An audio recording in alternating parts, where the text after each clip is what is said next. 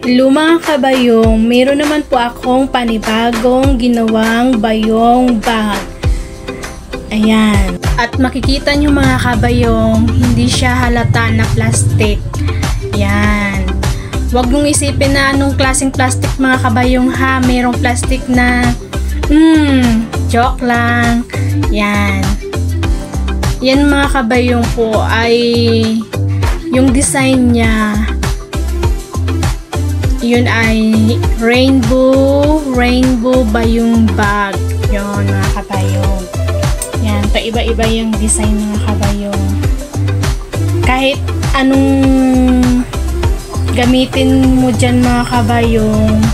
Sa ngayon mga kabayong, kasi naging uso yan dahil dito sa amin mga kabayong, naging bawal na po mamalingki na ginagamit yung plastic. Kaya po halos lahat dito sa amin mga kabayong, yun ang ginagamit nila na pamamalingkian mga kabayong. Yan. Diba? Ang ganda mga kabayong. Hanggang dito na lang yung aking video mga kabayong. Bye bye. Love you.